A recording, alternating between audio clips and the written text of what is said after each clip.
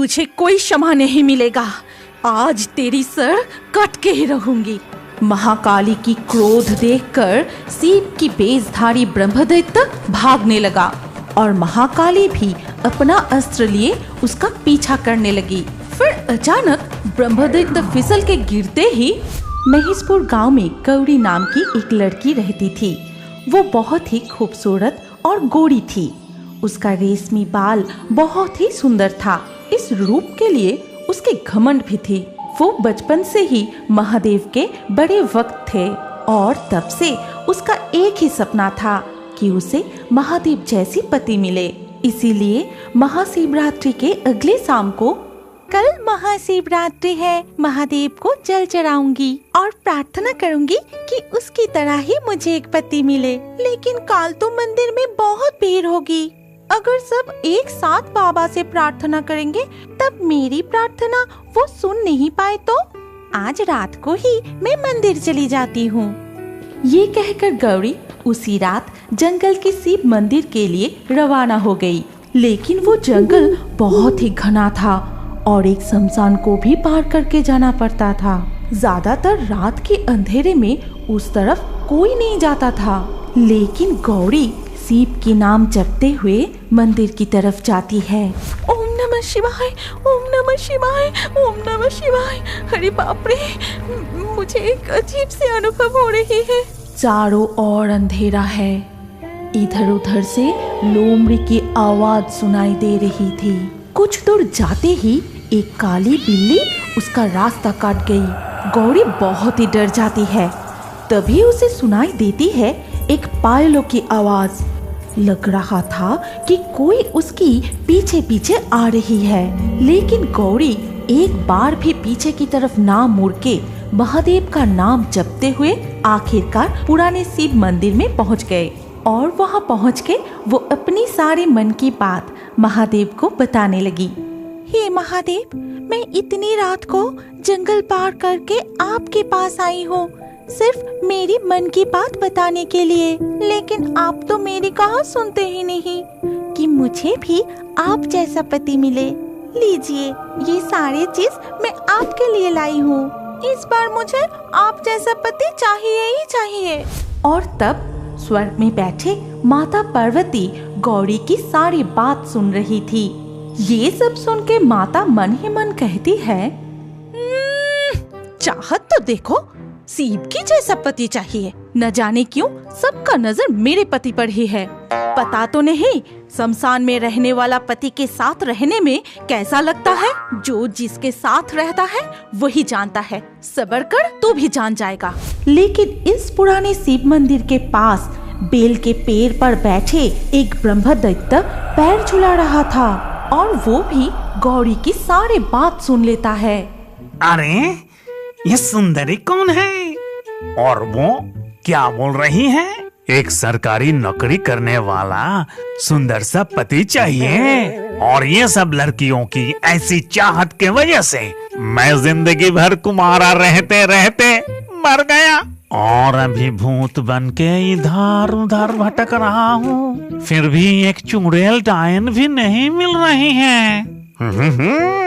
अभी मैं इस सुंदरी से शादी करूंगा। ये कहकर ब्रह्मदैत्य ने अपना रूप बदल लिया और एक सुंदर धनी युवक का रूप धारण कर लिया।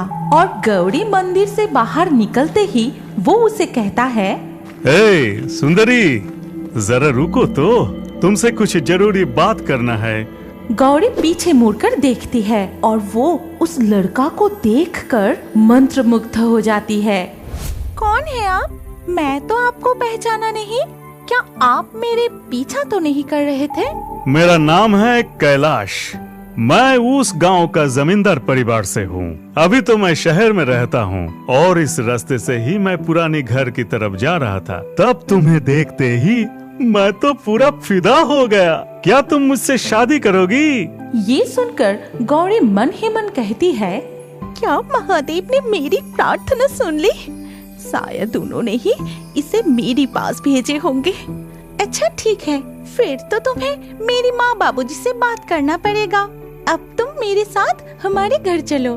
फिर गौरी उसे अपने घर ले जाती है और सारी बात अपने माता पिता को बताई। और सारी बात सुन के उसके माता पिता ने कहा, ना कोई पता ना कोई खबर, उसके बातों में आके तू एकदम शादी का फैसला ले लिया। नहीं, ये शादी कभी नहीं हो सकता।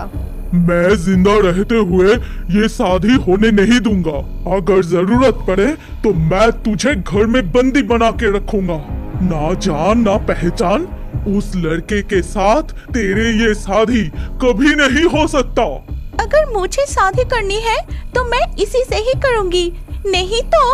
अच्छा, आप मान लीजिए, आपको तो पता ही है बेटी कैसी है, उसे शादी करने दीजिए। इसके कुछ दिन बाद ही कैलाश और गौरी का शादी हो जाता है और उसी रात ही कैलाश अपनी पत्नी से कहता है, सुनो ना, कह रहा हूँ कि वो हमारे वो शहर वाली घर का अभी मरम्मत चल रही है और टूटा फूटा पुराना जमींदार घर में नई दुल्हन को लेके जाएंगे। ये तो शोभा नहीं देती और इसलिए मैं सोच रहा हूँ कुछ दिन के लिए ससुराल में ही रह जाता हूँ, ठीक है ना? शादी के बाद से ही कैलाश अपने ससुराल में बहुत ही खुशी खुशी रह जाता है। वो पत्नी को लेकर अपने घर जाना ही नहीं चाहता था। ऐसे ही एक दिन गौरी के पिताजी बाजार से मछली और मुर्गे की मांस खरीद कर लाते हैं। सुनती हो, ये मांस और मछली मैं रसोई में रख रहा हूँ। लेकिन उस मछली और मांस की खुशबू से कैलाश अपने आप को रोक नहीं पाया। तभी वो रसोई की तरफ जाता है। कच्चे मांस का खुशबू और साथ में कच्चा मछली, कितने दिनों से ये सब नहीं खाया। सासू माँ, ये सब पकाने से पहले ही मैं थोड़ा चख लेता हूँ। फिर वो अपनी असली ब्रह्मदैत्य के रूप में आ जाता है और सारे कच्चे मांस और मछली खाने लगा। तभी गौरी रसोई के बाहर खड़े सब कुछ खिड़की से देख लेता है। मेरे साथ ये क्या अनर्थ हो गया? इतने सालों से महादेव की व्रत रखी, उनकी जैसा पति के लिए प्रार्थना की, लेकिन पति के रूप में मुझे एक भूत मिला। ये सब कुछ देख गौरी को दिल की दौड़ा पड़ गई और वो मर गई। तभी ब्रह्मदत्त अपनी इंसान पत्नी के पास आके कहता है, ये क्या? मेरे असली रूप देख के ही मेरे पत्नी मर गई। ओ मेरे प्यारे पत्नी, तुम्हें क्या हो गई? जरा आँख तो खोलो। अरे ये क्या हो गया रे? ऐसे ही कुछ दिन बीत जाते हैं। एक दिन शाम को दिखा जाता है कि जंगल में वो पुराने मंदिर के शिवलिंग पर पानी चढ़ा रही है। मैं इतने दिनों से तुम्हारी पूजा की, सच्चे मन से प्रार्थना की, हर दिन फूल फल बेल की पत्ते चढ़ाई, लेकिन आप एक भूत के साथ मेरी शादी करवा दी और उसका असली भूतिया चेहरा देख के तो मैं मर ही गई। इस बार मैं नहीं मानूंगी, मुझे आप जैसा पति चाहिए ही चाहिए। आप देंगे ना? इस बार भी ब्रह्मदैत्य बाहर खड़े उसकी सारी बात सुन रहा था और ये सब कुछ सुन के उसे एक शरारती बुद्धि सूझी।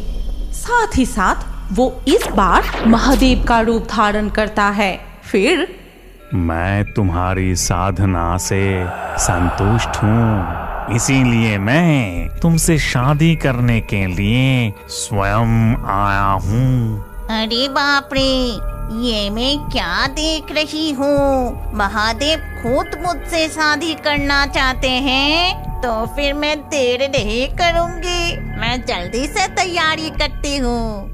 तुरंत चुड़ैल ने शादी की सारी इंतजाम कर ली और शादी के मंडप में भी बैठ जाती है। तभी चुड़ैल की ऐसी हरकतें माता पार्वती स्वर्ग में बैठी देख रही थी। अरे, ये मैं क्या देख रही हूँ? वो बदमाश भूत इस बार महादेव का रूप लेकर छलपूर्वक धोखा दे रहा है। इसका इतना साहस!